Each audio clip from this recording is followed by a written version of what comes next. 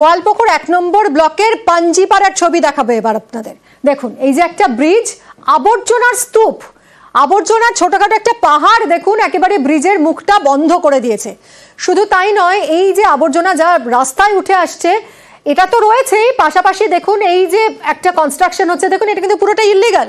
নদীর মুখ বন্ধ করে এই বেআইনি কনস্ট্রাকশন তৈরি হচ্ছে। আর এই জোড়া ফলায় আশঙ্কা করা হচ্ছে বর্ষায় সমস্যায় পড়বেন এই এলাকার মানুষ। ভরা বর্ষায় জলে ঘরবাড়ি ডুবে যাওয়ার আশঙ্কা। গোয়ালপুকুর ১ নম্বর ব্লকের পাঞ্জিপাড়ার ছবি দেখাচ্ছি আপনাদের। এলাকাবাসীরা কি বলছেন তাদের অভিযোগ শুনুন। এটা পাঞ্জিপাড়ার একটা মেন ব্রিজ।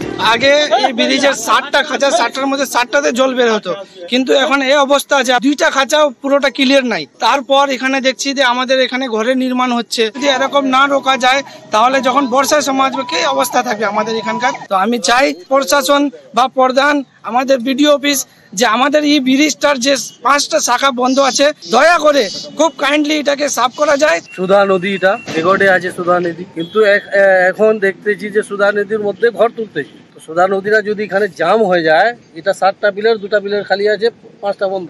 ওদিকে আমাদের কম করে 25টা গ্রাম আছে, জলটা তো ফেকবে। এখানে বন্ধ হলে তো জলটা ফেকবে, জলটা ফেকলে তো গ্রামগুলো আমরা শেষ, ডুবে মরে যাবে। প্রশাসনকে জানিয়েছেন এই বিষয় নিয়ে? হ্যাঁ জানিয়েছি, মাস পিটিশন হয়েছিল, রোড জাম হয়েছিল, বিএলওর ম্যাডাম এসেছিল, কাজ আমরা পাবলিক বন্ধ করেছিল। ফের আবার কি হচ্ছে না হচ্ছে, ঘর তুলতেছে।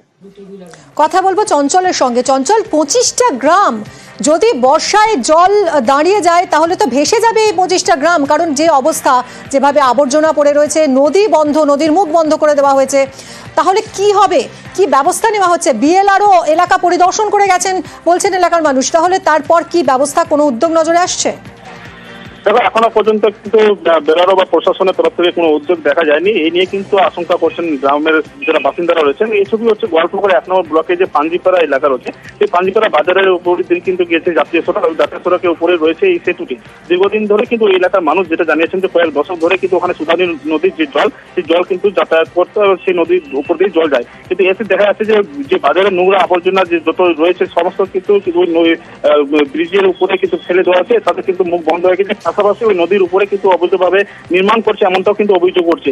এই যে সেতু এবং এই অবৈধ নির্মাণ যদি হয়ে থাকে তাহলে আগামী দিনে বর্ষাতে কিন্তু জল যাওয়া বন্ধ হয়ে গেলে প্রায় পাঞ্জিপাড়া গ্রাম পঞ্চায়েতে 25 থেকে 30টি গ্রাম কিন্তু ভেসে যাবে, এমনটা কিন্তু আশঙ্কা করছে। এই নিয়ে কিন্তু প্রশাসনের দ্বারস্থ হয়েছিলেন গ্রামবাসীরা। এর আগেও প্রায় 2 থেকে 3 বছর আগে কিন্তু ওই অবৈধ নির্মাণের বিরুদ্ধে কিন্তু গ্রামবাসীরা রাস্তা অবরোধ করে বিক্ষোভ দেখিয়েছিল।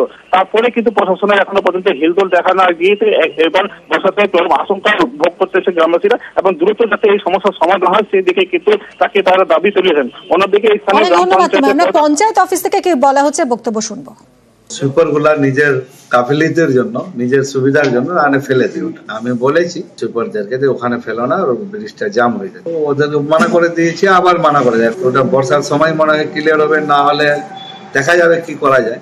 আর নির্মাণ টোটালি রং, ওটা ভুল করতে যে ওরা জোরে গাড়ি জোরে করতে যে অভিযোগ হয় তাহলে ব্যবস্থা আমি নেবো, নিশ্চয়ই নেবো। ভূমির মালিক হলো, জায়গার মালিক হলো মেন বেলারও, ওনাকে উদ্যোগ নেওয়ার দরকার। যদি আমাকে বলবে আমিও নেবো।